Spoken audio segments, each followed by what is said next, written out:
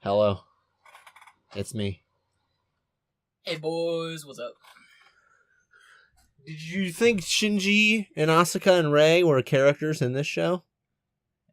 If I would have started with this episode, I wouldn't. You're wrong. No, they do make an appearance. Naked. They all naked. But the primary conflict of our episode is this weird angel that's like a bunch of tiny particles that can also like hack computers and organic-ish stuff. Yeah. And, whatever. Because they say at the beginning that like the ceiling's like a protein ceiling, so I'm assuming they hack like biological stuff. Yeah. And they can, apparently they either learn in the middle or they also know how to hack computer shit, and they hack the Magi. Yeah. Which we haven't talked about yet.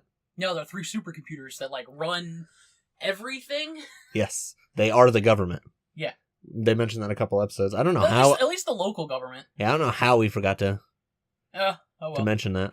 They're like, yeah, it just rule. There's 3 computer programs. Majority. It's the refining of the principle of democracy. Yeah, majority rules. If 2 of them want something, then it wins. Yeah. And we kind of find out like a bit about the Magi too. Well, we find out who designed it and then like what principles they're designed on at the end of this episode. Yeah. From Ritsuko when she's like... Yeah. Well, also, I guess kind of a secondary conflict is Ritsuko and herself a little bit. Yeah, this is probably the most like spotlight she's had in the episode. She's kind of like because her mom made the Magi, and she's like grappling with herself over over shutting them down. Yeah, because that's what Misato wants to do, is just like destroy them. Yeah, just get rid of them. Just play it safe, but she's like, nah, let me double hack it.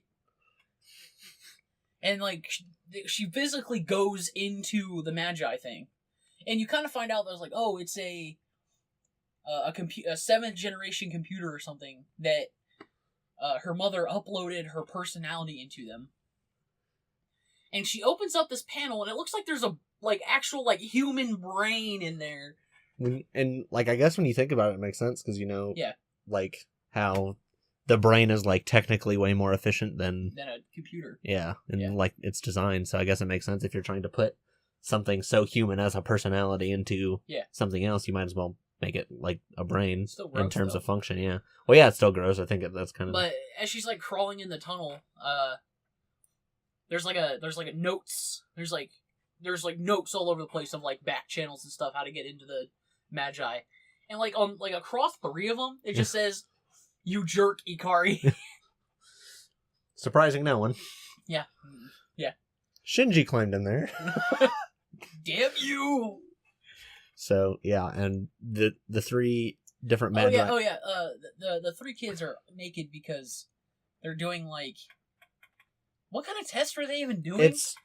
They are testing, like, in these... They weren't Avas, they're, like, these little... Yeah, they're, like... They're similar to Avas, but they're, like... they're not actual Ava, so there's no risk or whatever.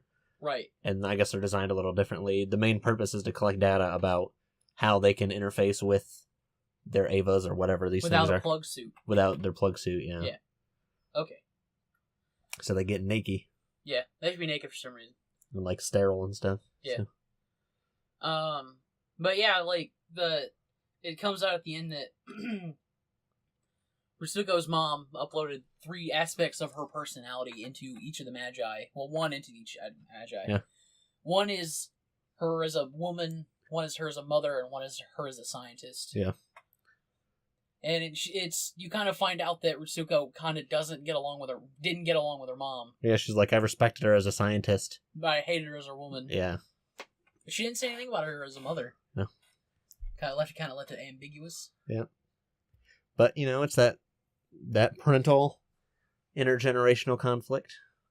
It seems to happen a lot in this show. It seems like a running theme of like everyone seems to have like one parent they don't quite get along with, except for Rei, who we don't know anything about her parentage. Even in like the last episode when they were Misato's like, "Oh, I'll take you guys out for steak." Like it's so fancy, and then Asuka's like, "Yeah, really." All the second Impact generation are like that, where they think stuff like steak is fancy, even though.